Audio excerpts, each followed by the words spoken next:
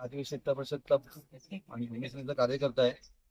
1 August पासून नाशिक येथे जे आदिवासी विद्यार्थी आणि बीएड झालेली किंवा नोकर भरतीसाठी जे उपोषणाला बसलेले आहेत त्यांना पाठिंबा देण्यासाठी आज आम्ही इथे रास्ता रोको ठेवलेला आहे।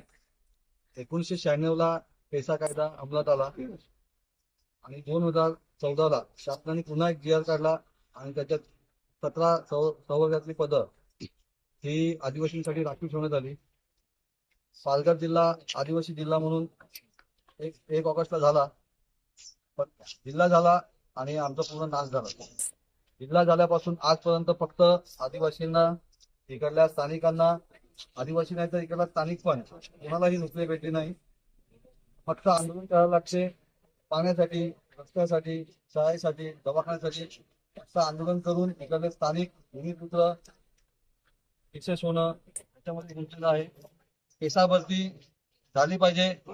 जवळजवळ 1600 शिक्षक पालघर जिल्ह्यामध्ये राखीव जागा आहेत, परंतु जिजाऊ सारख्या काही संघटना आहेत ज्यांनी स्टे आणलाय किंवा जे समाजकंटक आहेत ज्यांना आदिवासींना कामावर रुजू झालेलं पाहत नाही, अशा लोकांनी जाणून बुजून याच्यावर स्टे आणून आदिवासींच्या आज 10 वर्ष झाली जी सगळी आपले विद्यार्थी आहेत किंवा जे नोकरीला पात्र लोक आहेत ते घरी बसलेले आहेत।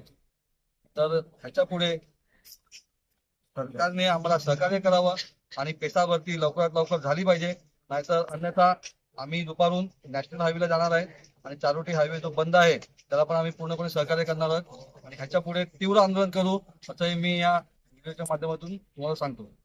पेसा भरती झालीच पाहिजे, पेसा भरती झालीच पाहिजे। हमारे गांव में, हमारे गांव में जंगल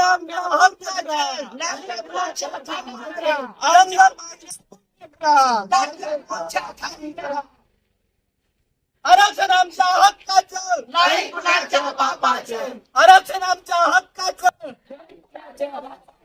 आमच्या मागण्या पूर्ण करा, नाही तर खुर्च्या खाली करा। आमच्या मागण्या पूर्ण करा, नाही तर खुर्च्या खाली करा। बोगस भरती रद्द करा, रद्द करा, रद्द करा। बोगस भरती रद्द करा, रद्द करा, रद्द करा।